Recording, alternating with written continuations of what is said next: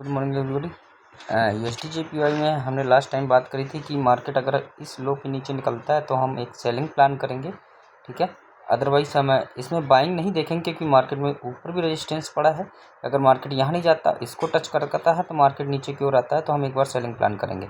तो मार्केट ने क्या करा, कल मार्केट इस रेजिस्टेंस को टच किया, गया अगेन टच किया और यहाँ के ऊपर के सारे एसएल लिए मार्केट ड्रॉप हुआ। जब ये कैंडल का फॉर्मेशन हुआ तो मैंने एक सेलिंग प्लान कैंडल करी थी क्योंकि मार्केट ने एक उसके ऊपर के एसएल हंटिंग करी, लिक्विडिटी उठा के एक अच्छी सेलिंग कैंडल में क्लोज करी थी, ठीक है। और रेजिस्टेंस में हमें जाकर के रिजेक्शन मिला।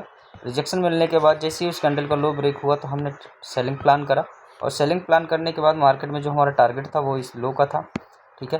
तो टारगेट हमारा मॉर्निंग में ही अचीव हो गया था USDJPY का, ठीक है। आज सारे टीपी हिट हुए मॉर्निंग में, जब उठा तो काफ़ी अच्छा फील हुआ, ठीक है। और USDJPY को अगर देखें तो मार्केट ने अभी इस चेंज ऑफ करेक्टर को कंप्लीट नहीं किया है। जैसे इसको लो को कंप्लीट करता है तो आपको USDJPY में भी H1 आपका बेयरिश हो जाएगा, लेकिन फिलहाल की कंडीशन में अभी बेयरिश नहीं हुआ है, ठीक है।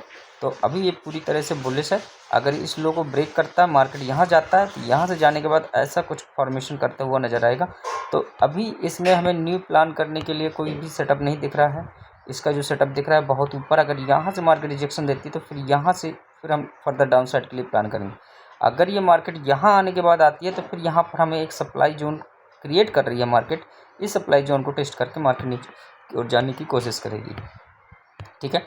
तो USDJPY में ये 2 सिनारियो बन रहे हैं, ठीक है। अब इन सिनारियो को बनने के बाद देखते हैं मार्केट क्या कर रहा है, ठीक है। तो एक चीज़ कहीं ना कहीं ये चीज़ क्लियर हो गई है कि मार्केट ने जो भी यहाँ पे सारा काम किया है ये हमारा डिस्ट्रीब्यूशन का काम है। मार्केट ने यहाँ पर अपनी सारी सेलिंग गैदर करी है, तो मार्केट में अब प्रोबेबल चांसेस है कि मार्केट यहाँ से इसको रिटेस्ट करेगी या तो ड्रॉप करेगी या यहाँ से एक बार नया जा करके इस सप्लाई को रिटेस्ट करके ड्रॉप करने की कोशिश करेगी। लेकिन अब इस जोन के ऊपर मार्केट नहीं जाने वाली है क्योंकि बिग प्लेयर्स की यहाँ पर सारा का सारा सप्लाई गैदर है, ठीक है, ठीक है। उन्होंने सप्लाई गैदर करी और सप्लाई के अंदर जितने भी रिटेल ट्रेडर थे उनके सारे के ऐसा उड़ाए लास्ट में निकलने से पहले, ठीक है। मार्केट ने एक अच्छा फॉल दिया सुबह सुबह, और ये सब फॉल का रीजन क्या है आपको तो पता होगा, सीज फायर हो गया है जिसके वजह से मार्केट में जो अनसर्टेनिटी बनी हुई थी ख़त्म हो गई है, जिसकी वजह से मार्केट अच्छा मूव किया। तो कहीं ना कहीं अगर आप लोगों ने न्यूज़ को वॉच किया होगा तो थोड़ा सा ऑब्जर्व किया तो आपको समझ में आ रहा था कि ये जो जितना हाइप बना था न्यूज़ में कि न्यूक्लियर अटैक होगा, तो आपको भी समझना चाहिए कि न्यूक्लियर अटैक इस युग में इतना आसान नहीं है कोई भी देश किसी भी देश पे कर दे।